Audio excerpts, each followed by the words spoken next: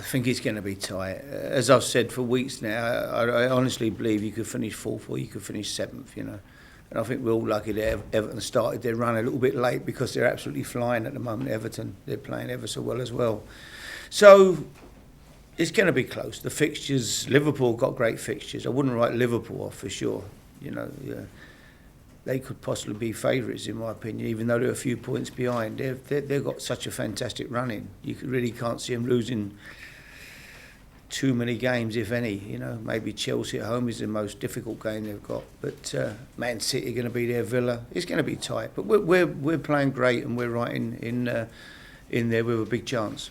It'd be great, you know. It'd be nice to do it, and if we can manage it, it'd be a good achievement for the club and everybody here. You know, everybody's worked hard. But it's been a terrific season anyway.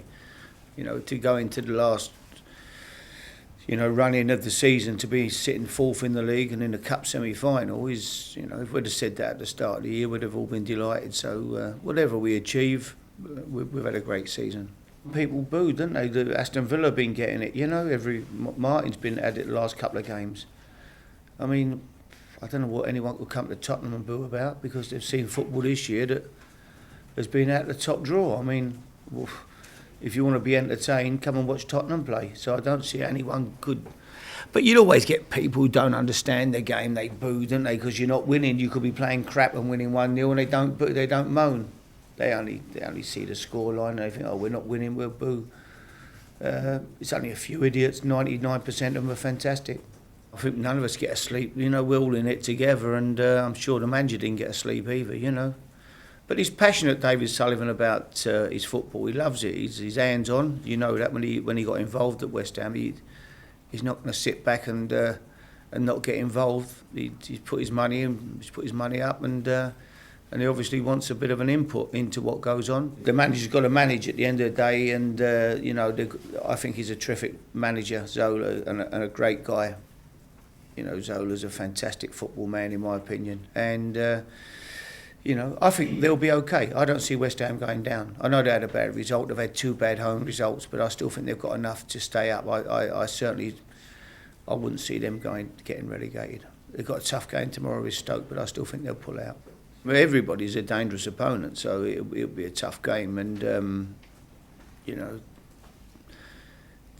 you underestimate anybody, you're in trouble in this league, and you know they're capable. They've got good players, and I think they've got a few injuries like us at the moment. Avram's struggling with injuries, and so that's the problem for them.